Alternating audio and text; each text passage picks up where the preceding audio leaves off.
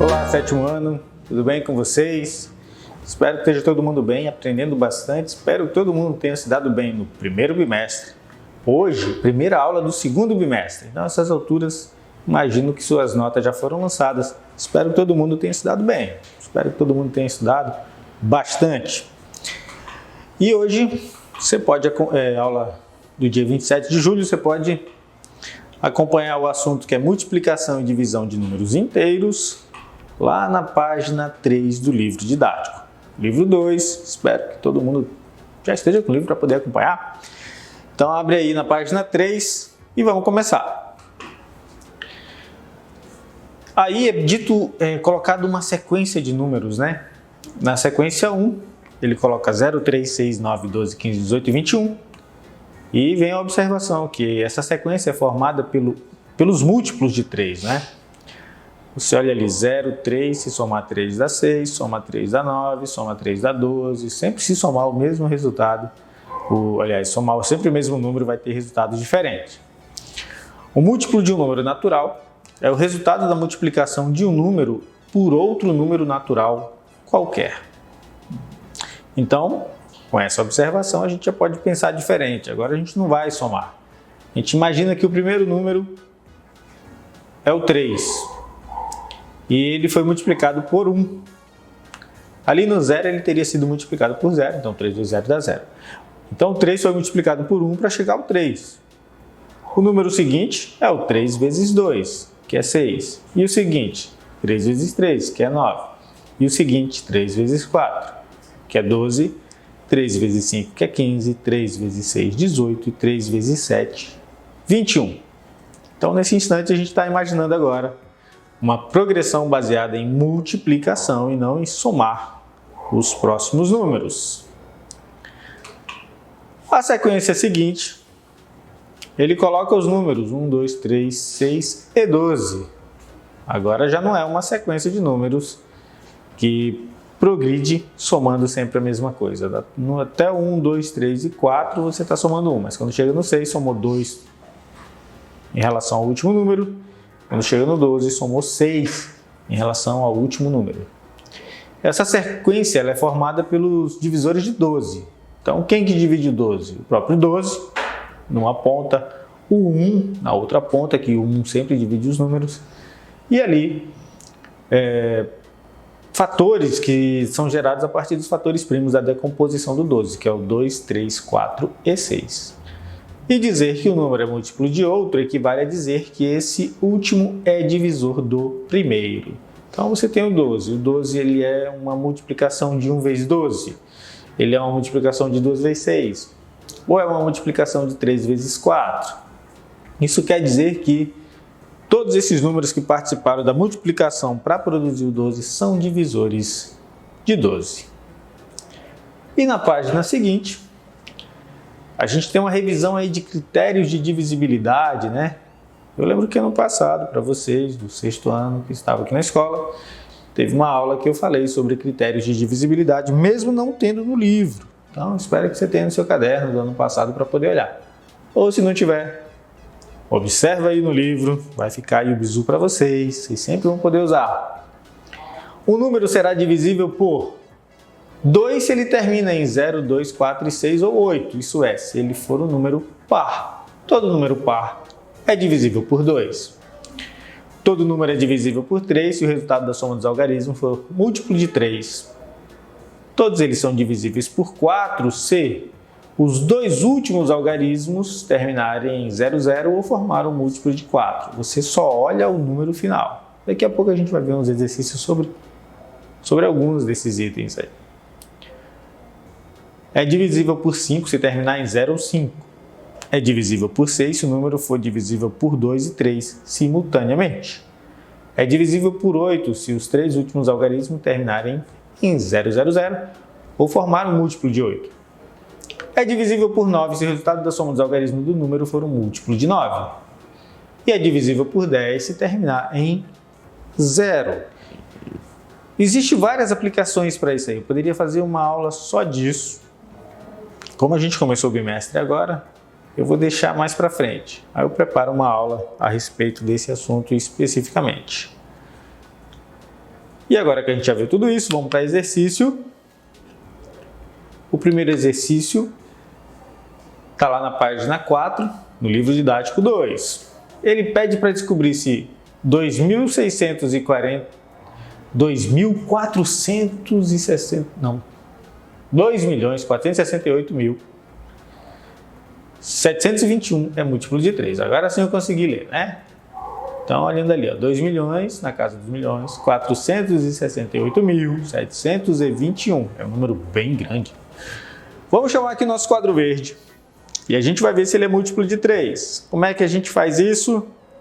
Se você voltar lá na página do livro onde diz o critério de divisibilidade, a gente sabe que é somando os algarismos e vendo se dá um múltiplo de 3.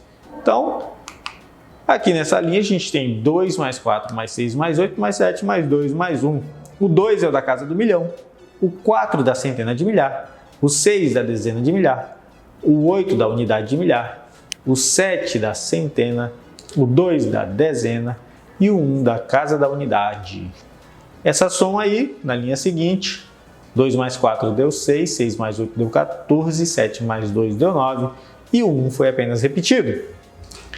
E agora, 6 mais 14, 20, 9 mais 1, 10, totalizando 30. 30 é múltiplo de 3. O que a gente pode dizer? Como a soma chega ao valor 30, que é múltiplo de 3, então 2.468.721 é divisível por 3. E agora, sétimo ano, peço que você vá lá na página 4 e aplique isso aí. Lá só tem multiplicação, bem facinho, não tem nada demais. E um pouquinho desse critério de divisibilidade. Na próxima aula eu vou colocar a resolução de alguns desses exercícios. Vou tentar falar mais de critério de divisibilidade. Talvez você não lembre, mas não é nada de outro mundo não. Um pouco de esforço aprende. Sétimo ano, agradeço a sua participação e até a próxima aula.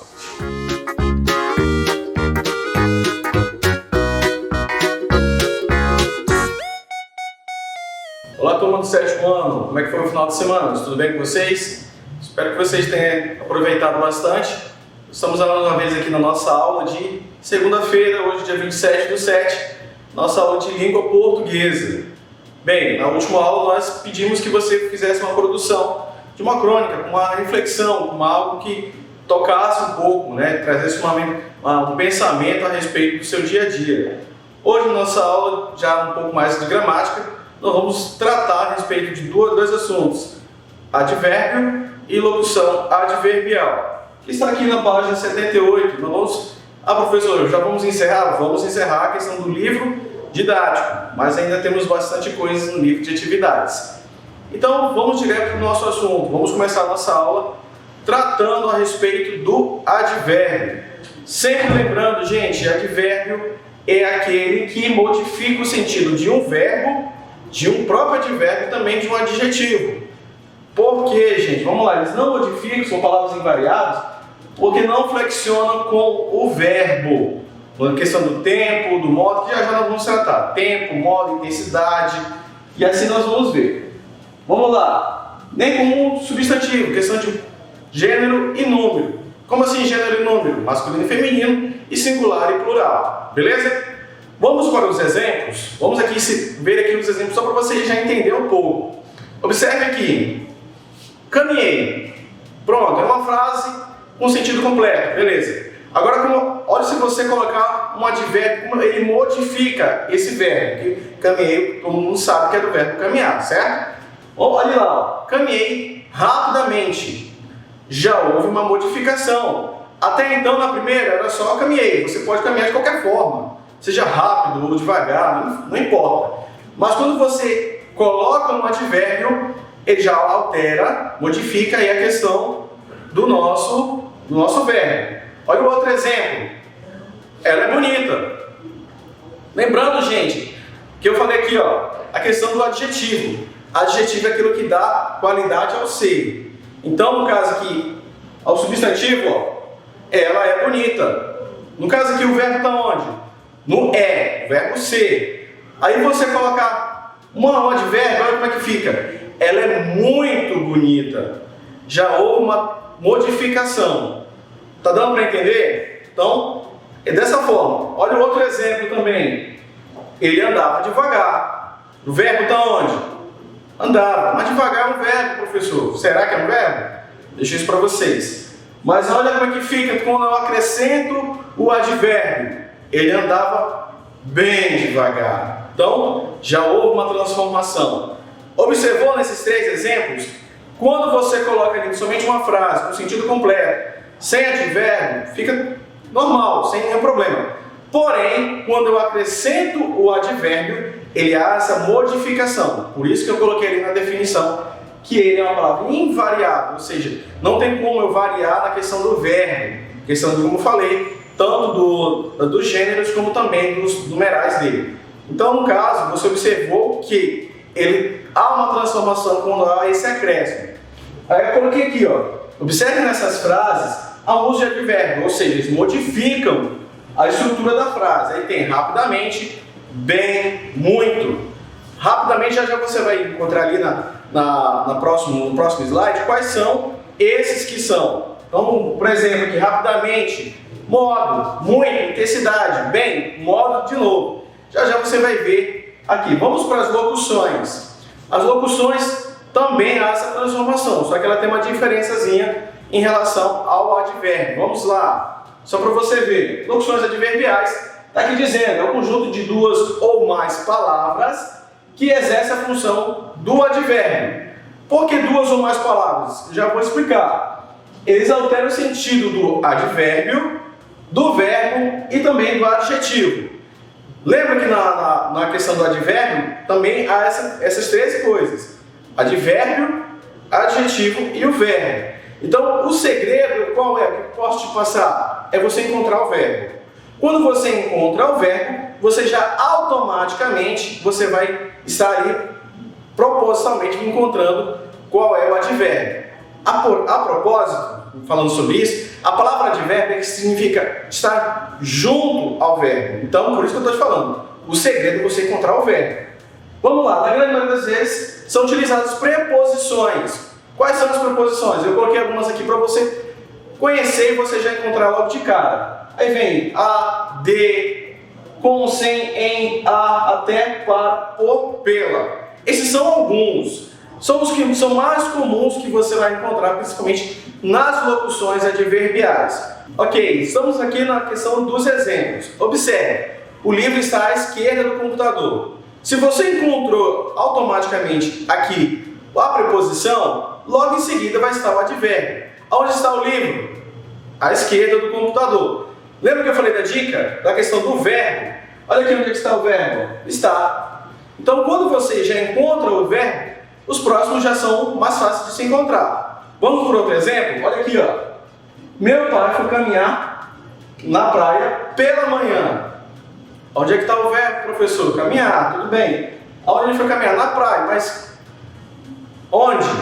Quando? Pela manhã. Então, pela manhã se torna a locução adverbial. Em silêncio, os alunos prosseguiram os estudos. Tudo, sem dúvida, se resolverá. De modo algum, você poderá contar com minha participação. E, por fim, ele comeu em excesso. Calma aí que você não falou, poxa, professor, você não está explicando. Eu vou colocar no próximo slide, aqui com uma tabela, mas dá para você entender nos seus exercícios. Observe. Vamos lá. Aqui está, os tipos de advérbio. Tem modo, intensidade, lugar, tempo, dúvida, afirmação e negação. Observe que num está só os advérbios e no outro está as locuções de cada um. Professor, tem um aqui que não tem, que é na questão da dúvida. Vou deixar para você fazer uma pesquisa a respeito das locuções adverbiais de dúvida. Eu tenho certeza que provavelmente você encontrará alguma coisa. Só faça uma pesquisa, não precisa descrever. É só para âmbito de conhecimento, tudo bem?